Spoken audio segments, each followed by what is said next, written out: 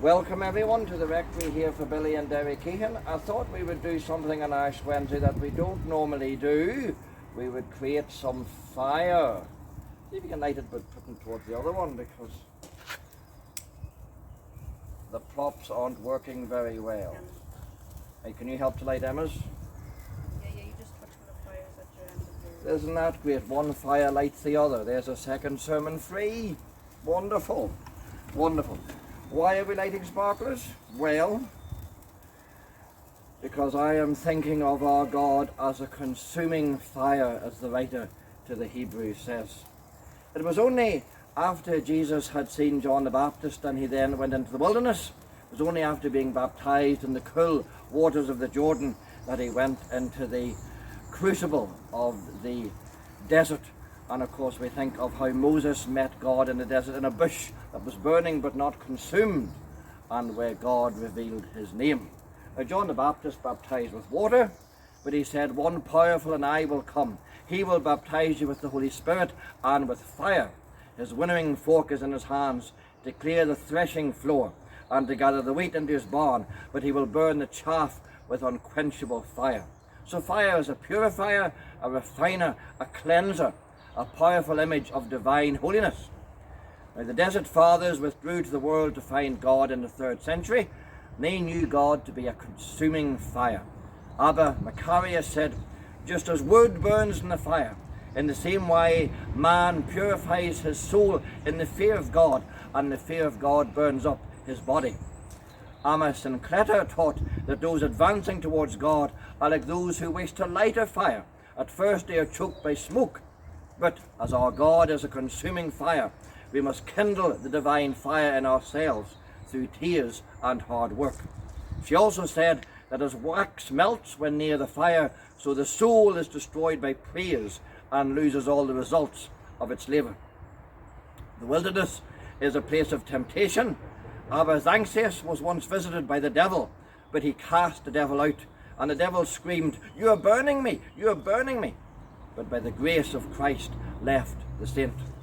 God's holiness makes the devil's hellish flames feel just like body heat, and maybe the same Abba Zanxius was correct that in all Lenten humility a dog is better than I, for he has love and does not judge. Where is our dog? He's inside the cabin. No, a bit late now, nevertheless. Just a little quote from Hugh Redwood. Burn all your rubbish in God's furnace, and he will turn it into fire. Right, shall we light another set of these sparklers? Cast those ones down. Get rid of them, discard them. You don't need those like bad habits and sins. Cast them away. And let's see if we can get one of these to light.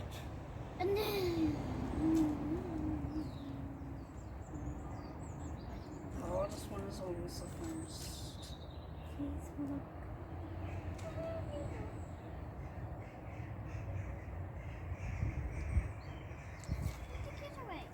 That's awful.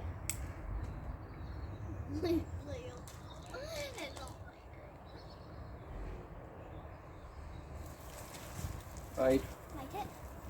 Please light them from each other, and we're just going to finish with a little passage from the letter to the Hebrews. We are indeed.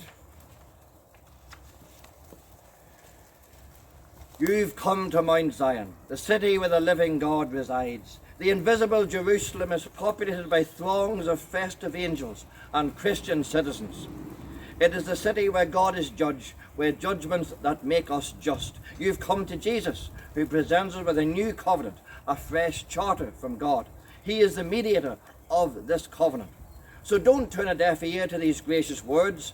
If those who ignored earthly warnings didn't get away with it, what will happen to us if we turn our back on heavenly warnings? His voice, that time shook the earth to its foundations, but this time he's told us quite plainly, he'll also rock the heavens. One last shaking, from top to bottom, from stem to stern. This phrase, one last shaking, means a thorough house cleaning, a getting rid of all the historical and religious junk, so that the unshakable essentials stand clear and uncluttered. Do you see what we've got? An unshakable kingdom. And you see how thankful we must be, not only thankful, but brimming with worship.